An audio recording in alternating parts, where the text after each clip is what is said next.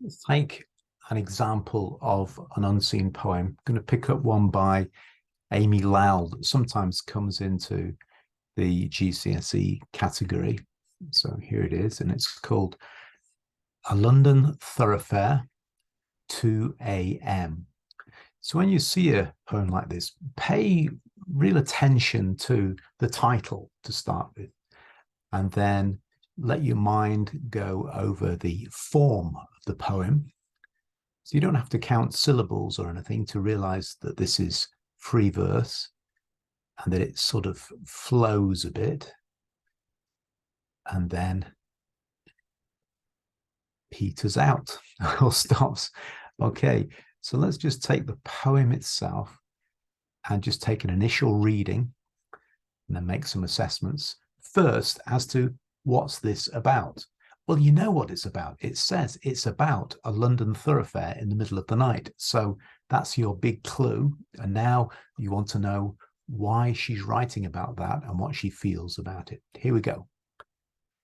They have watered the street. It shines in the glare of lamps, cold white lamps, and lies like a slow moving river, barred with silver and black. Cabs go down it, one and then another. Between them, I hear the shuffling of feet. Tramps doze on the window ledges. Night walkers pass along the sidewalks. The city is squalid and sinister, with a silver-barred street in the midst, slow-moving, a river leading nowhere. Opposite my window, the moon cuts clear and round through the plum-coloured night. She cannot light the city. It is too bright.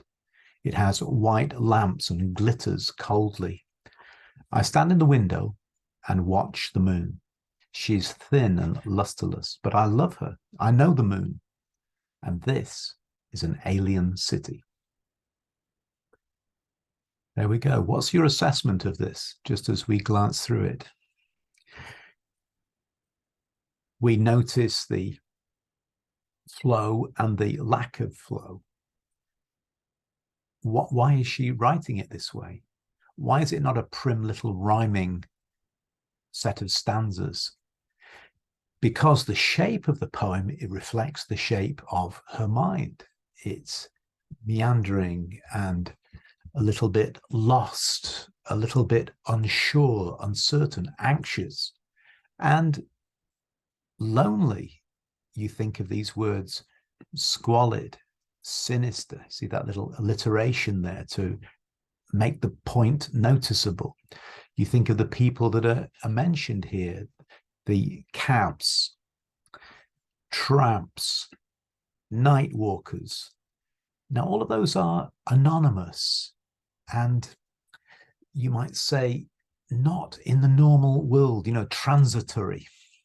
Okay, with the silver-barred street in the midst, slow-moving, a river leading nowhere. So there's a sense of hopelessness, a slow-moving river repeated up here.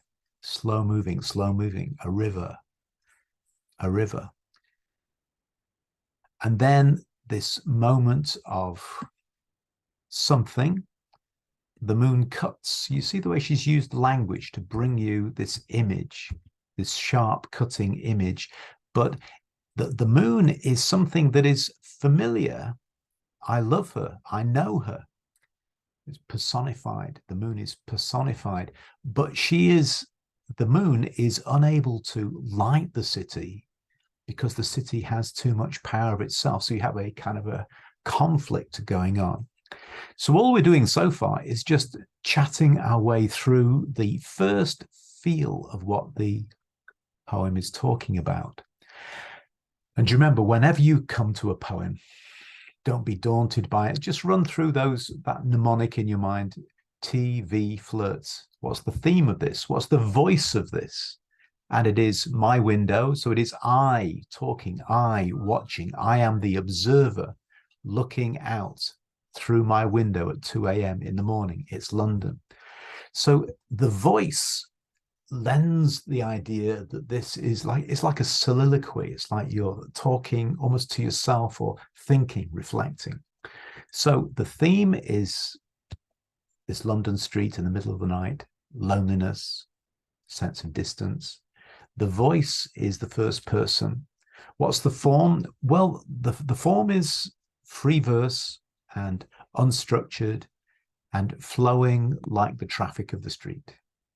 Sometimes it stops, moon cuts, and sometimes it goes back and forward, and it's peopled by outsiders, you might say. And then just to verify that point, right at the end, it says, this is an alien city. So here's one answer from a GCSE student. So forgive the spelling mistakes. I'm going to let you check it. Structure. The poem is split into 3 stanzas with no particular rhyme scheme. Each stanza was a different length. That's good, but you need to say why. That is okay. Evoking a sense of place. Good. She opens with the line, like a slow moving river. And we notice the simile. It's a good thing if you're looking for linguistic devices in any piece of literature to just, whenever they use the word as or like, then you can get a point for saying simile. The simile, but you've got to say why they're using it. A simile suggesting she feels like she will always feel lost, a slow-moving river.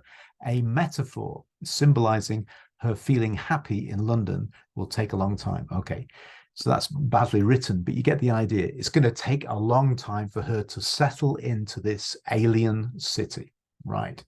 Is she an outsider? Okay, and some more imagery. The street shines in the glare of lamps, cold white lamps, again using imagery to express the coldness in the weather, maybe making her feel locked inside as it is too cold and uninviting to go out.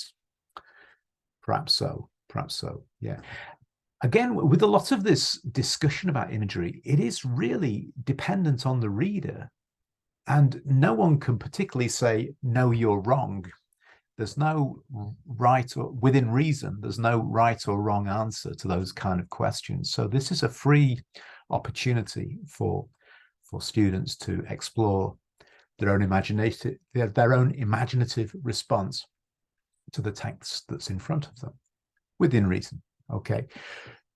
For example, this writer uses the word hyperbola. She say cabs go down it, one and then another, using imagery to show London is a busy place by emphasizing traffic, evoking sense of a loud, hectic place. Well, I would actually disagree with that it's actually projecting the idea of a dreary solitariness where there isn't much traffic. A cab's going up it, a cab's going down it. To me, that doesn't evoke a loud, hectic place. It's just makes me think of the watcher at the window, idly looking as the odd car goes up and down. But anyway, that's my opinion. All right. Then the personification, the moon, she is thin and lusterless, but I love her. I know the moon, and this is an alien city. Here she personifies the moon as her friend, suggesting that she has more of a connection with the moon, a state of nature, than with London. Do you agree with that? Yes, I think that's not too bad, is it? It's a sense of what is wrong with the situation. Well, one of the things that could be wrong is that it's not just an alien city, but that it's a city. And so she feels more in common with the moon shining over it. Think of that. Thin, lusterless, not making any impact on it, but still there. Still, I know the moon. It's almost like you sort of say, when I was back on the farm, I used to look at the moon, and now I'm in the city, and it's the same moon. I know the moon, but this place, no. You know, there's something of that dichotomy going on, isn't there? Okay, so let's still working from this essay from a young student. The theme of this poem is the feeling of being lost in a busy city. Maybe being lost in a lost place, maybe a place where everybody's lost, like the streetwalkers, the tramps dozing on the window ledges, even the cabs idly driving around looking for trade. Maybe everybody's lost in the city. Okay, but sure, expressing emotions such as loneliness and being overwhelmed. Amy Lowell is talking about London at 2 a.m., unable to sleep. Yes, I think that's right. Unable to sleep. Why are you unable to sleep? Okay. Reflecting on the city's chaos and buzz. Feeling isolated. Yes. Desperate for hostility. I think that must be a misprint. I'm not sure what that means. I think that the writer is looking for a different word apart from hostility. Desperate for something like hospitality, maybe. The feeling is understandable in any busy city. However, there are also positives of living in London, which Lowell did not mention. All right, so that will be a low grade answer. And I hope I've reflected the idea that I don't endorse quite a lot of what's said in this essay answer, but there are some really good things here. The sense of identifying structure, place, identifying forms of imagery. Hyperbole, that one didn't work, I don't think, but certainly personification and metaphors, and something of the idea of theme. So it's a kind of a 40-50% type of answer, that. Now, here's a standard GCSE question, just as we close this look. Here it is. How does the poet present the speaker's feelings about the city at night? What do you think? How would you answer that? How does the poet present the speaker's feelings about the city at night? Okay, so you think about how those feelings are evoked through the structure of the poem, how they're evoked through the poetic devices, the language devices, even the bits of images that are used, the alliteration, the metaphors, big time. So through all the things that you've picked up, through the voice speaking, through the window, through the time that's set, everything is there to evoke a sense of feeling lost. Okay. Now we've got another answer, and this is a top level answer. And I'm going to send this with you so that you can have a look at it and read it through in your own time. Okay. There is some very good stuff here. So we saw a low-level answer that was to do with the devices of the poem. Now we've got a top-level answer that's to do with the emotion of the poem. Okay, let's just glance at it in a few minutes. Here we go. Free verse possibly echoes the uncontrolled spread of a major city. I wouldn't think so, but it does present the feelings of loneliness and alienation through the free verse. So I think that the first point is wrong. The second one is right, in my opinion. The outsider, yes, and that is the big one. It's the outsider viewing the city. 2 a.m. suggests a loneliness drawn from wakefulness at the deepest point of night. Very good, yeah. As though the speaker is craving comfort as she looks from her window. Bit of an assumption that it's a female there, so making the assumption that the author is also the voice. Probably is, but not necessarily. The indefinite article suggests that this street is not specific. Yeah, okay, fair enough, yeah. This could be anyway. This is for sure, this is a parable and not a history. Sure, this is not a diary point. 2 a.m. when I was living just off Oxford Street. It's just talking about the emotion. Fair enough. Okay, the alienation is emphasized from the beginning with the foregrounding of the othering of the speaker with the use of the pronoun they, a group to which she evidently does but not belong. Yeah, maybe. Watered, not being washed but wetted. The harsh, unnatural lighting and the slow moving river. Yeah. I would say the washed and the river flow together, so to speak, that it's part of the same metaphor. Now, this is really good. In description more redolent of a prison camp, the lighting is cold, white, and shines as a glare, suggesting a hostility to life. Again, that word hostility, but this is correct correctly used this time.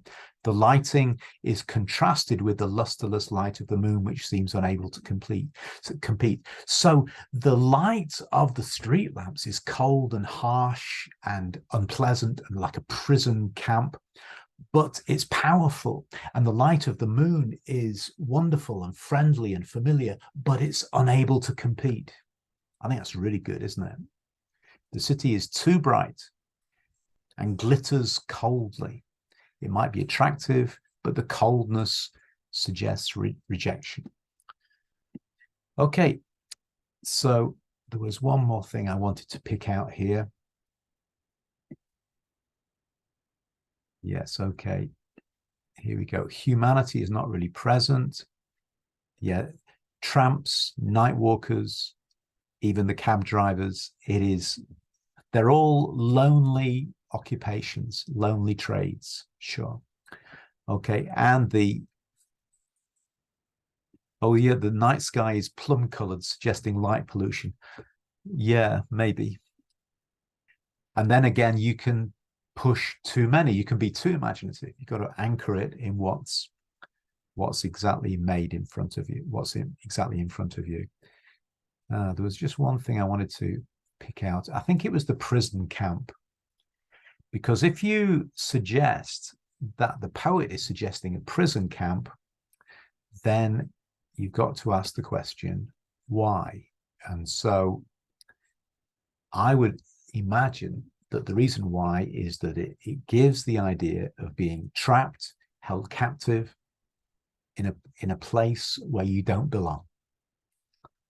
Simple as that, that I'm stuck. So that's the last little bit of this. It's like a puzzle that you have to unravel. That the writer is stuck in something that cannot be undone. Okay, so have a read through, go through the video again, put it on still, and think how you would answer this question, because it's a very typical question. Okay, how does the poet present the speaker's feelings? What you're being invited to do is to share an emotional moment with the writer of the poem and work it out for yourself. And that's the beauty of poetry altogether, isn't it? Okay, enjoy yourself, and I'll see you next time.